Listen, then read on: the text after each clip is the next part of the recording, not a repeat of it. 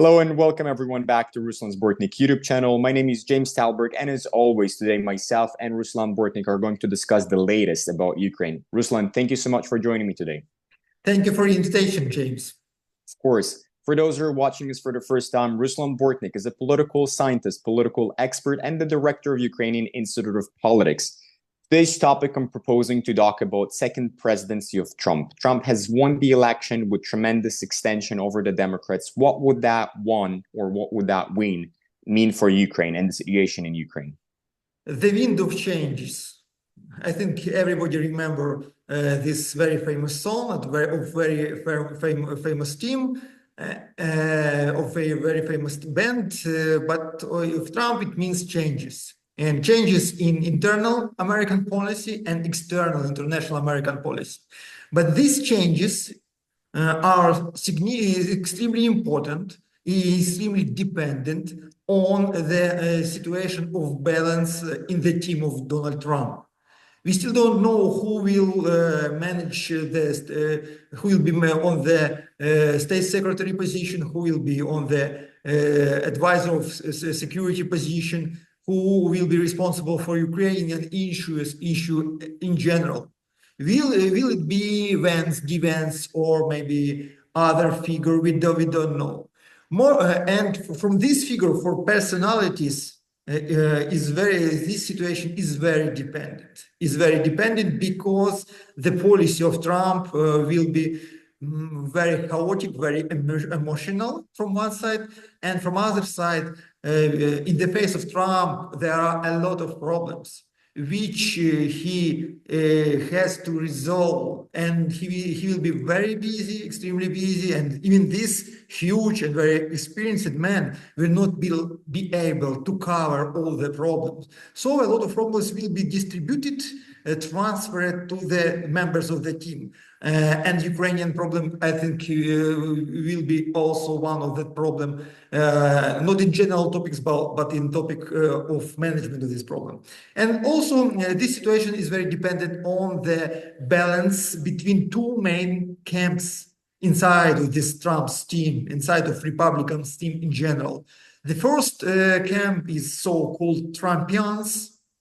It's there are people who are coming with Trump, who are willing to leverage the American presence abroad, to American international influence, who are trying. They simply want to focus on the United States. Yeah, who are trying to cut the budget expenditures and who are trying to resolve internal American problems. Another camp like Mike Pompeo, for example, people who are very close to the policy of previous administration of Joe Biden, even they are standing for the geopolitical project United States. They're standing for the continuation of this globalization model, which was very common for the liberals in previous just times. less aggressive than the Democrats. Maybe less aggressive, maybe more responsible,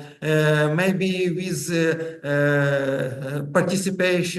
bigger participation of the allies. I'm talking about the money from the NATO countries, for example, soldiers from the other allies, but they are very close to that position also. And the balance between these two camps will be extremely important. Will determine how they will approach Ukraine. Policy of Trump. Absolutely, that makes sense. I also want to ask you, obviously, that what the politicians are saying before the election we should take with a grain of salt. But despite that, Trump, in his pre-election debates and statements, he's mentioned that he's going to resolve the Ukrainian conflict even before he becomes a president. And he even mentioned that he'll do that in 24 hours. So I want to break down that question. First, why is it important for him to resolve that conflict before he steps into the White House, if there is any advantages?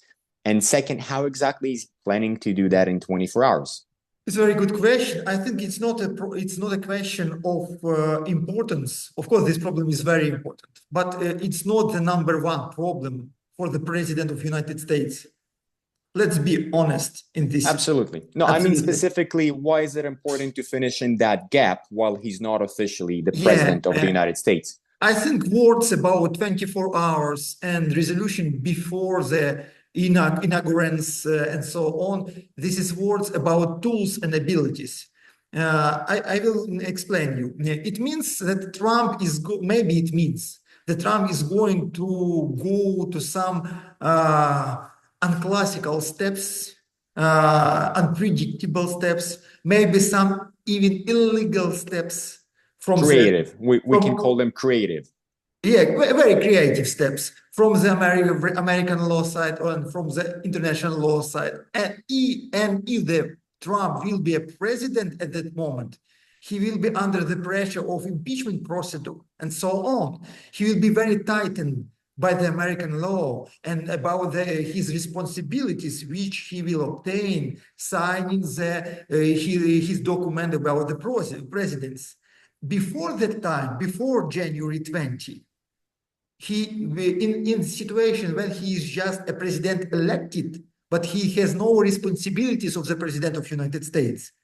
No, this red lines for the president of the United States. He is able to do in such a way he wants to do. He is able to promise anything for all the sides of this conflict. He is able to propose any model in this situation, and he has no any responsibility for it. I'm talking about, of course, law responsibility, political responsibility for it.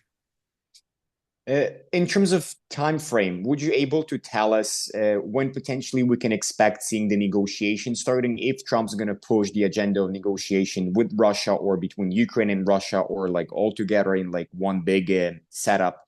When do you think that can happen? When can we expect the negotiations to start? I think we are talking about days, maybe weeks. That fast. Till the end of this year, Trump will try to do something.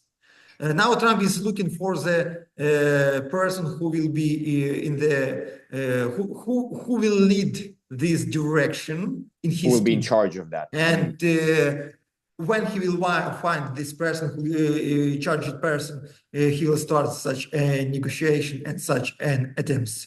He will be hurried up because he clearly understands that after January 20, for him, it will be much difficult to find a compromise between the sides, but it will be much easier to fulfill any previous time finding compromises.